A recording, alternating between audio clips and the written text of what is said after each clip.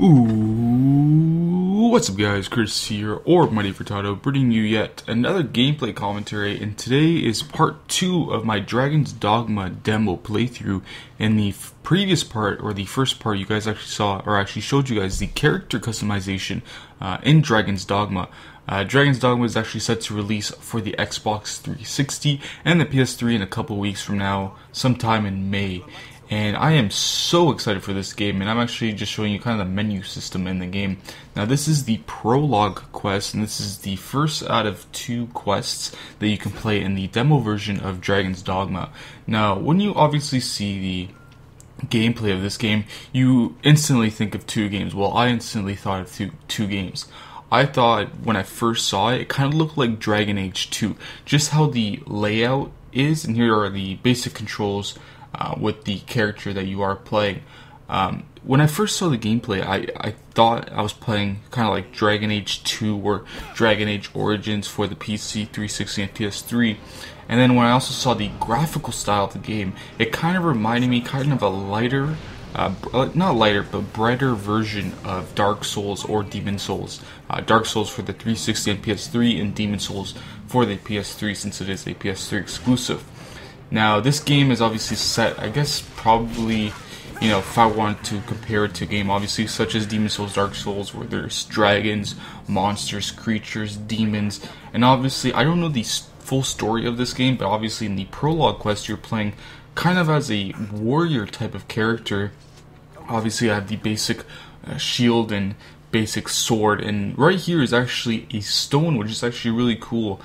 You can bring in new allies into the game, and I think I'm actually summoning 2 allies. You got an archer or hunter type, and then you have like a mage type, and there are 2. I think you can have only up to 4 companions, so obviously me being kind of like a DPS type of person, I'm just doing damage. You got the big guy is kind of like your tank, it's basically what I'm doing, but he obviously is kind of like more bulkier, so he's kind of like the tank character. And then you have your other DPS, which is the archer or hunter. And then you have the mage, which could either be a healer, like a white mage, or it could also be like a black mage doing DPS as well. But this game is truly amazing, honestly. I cannot wait for it to release. And later in the video, or in the gameplay, you'll actually see one of the first boss encounters of the game. Now, you can do more than 2 attacks. Obviously, you can see light attack and heavy attack. Obviously, if you play with a different character, and you'll actually see in the third and final part, I actually play as a hunter type character, and you can actually have more different attacks. Obviously, sheath, I think it's like to use your shield, obviously, and then once you press the right trigger, it's to grab your opponent, or you can grab an ally and kind of throw him towards like the enemy. I think that's what you can do, because I think it actually kind of explains. And something I really like about this that you don't really see in RPGs, or like Western RPGs or Japanese RPGs, is a jump feature in an RPG. Obviously, if you play like an MMO such as World of Warcraft, Star Wars: The Old Republic, or Terra Online, you obviously use the space bar to jump. But when you play games such as Dragon Age or Demon Souls and Dark Souls, there is really no jump feature. So it's really cool how they added the jump feature, and obviously you got the dash, which is kind of like the, I guess you could say, the run feature of the game. I think it's infinite run. I don't think there is a stamina bar. I think that is your life bar down the bottom left. And here we're going for like a double attack. I think that's what she was doing.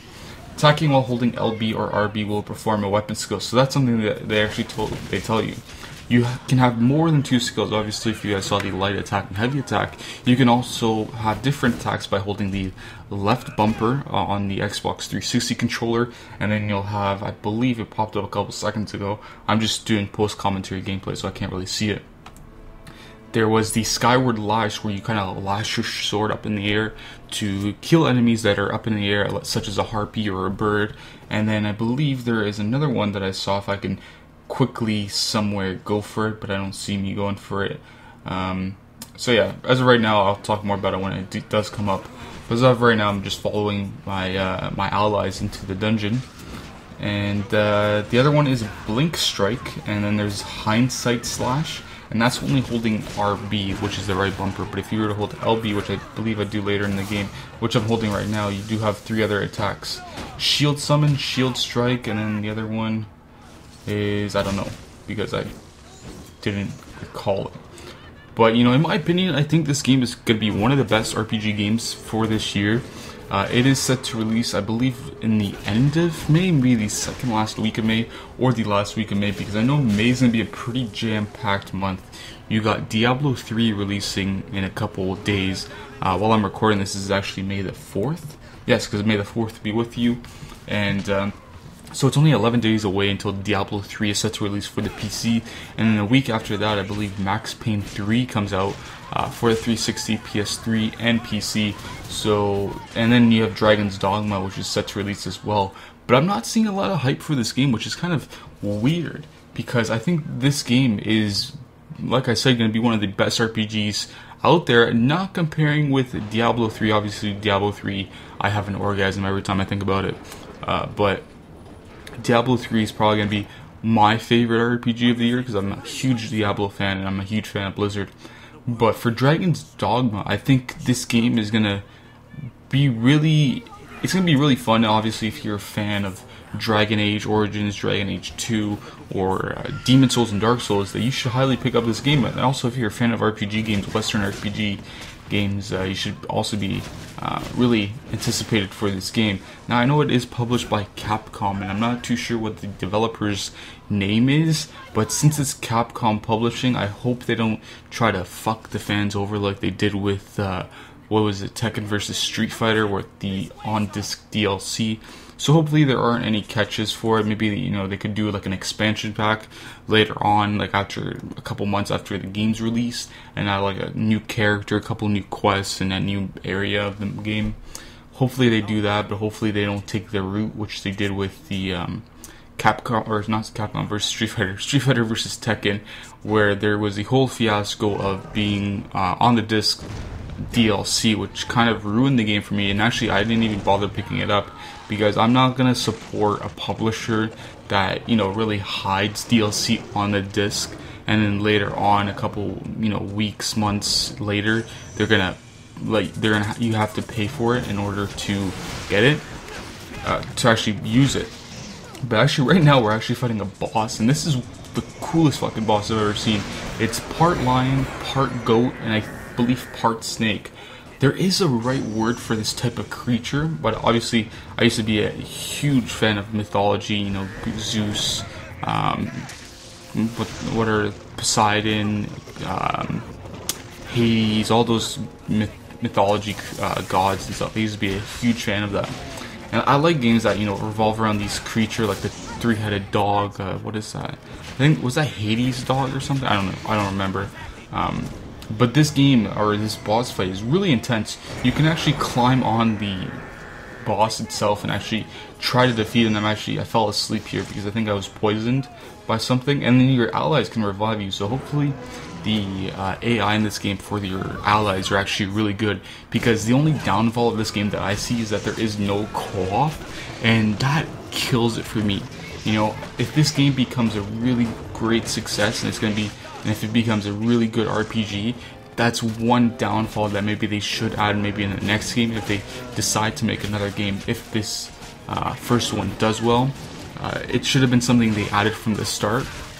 But since they're not adding it, and you can only play with like allies, I think this would have been one of the craziest RPG co-ops out there for the consoles, since this isn't going to release on the PC, which is also another downfall, because if this were to release on the PC, which it probably will in a couple months, because knowing that Dark Souls is actually going to release for the PC in late August, it kind of sucks that this isn't going to be released for the PC on launch date when it launches for the consoles 360 and the PS3. But hopefully, if the fans speak out about it, and I'm just destroying this half lion, half dog, or sorry, half lion, half goat.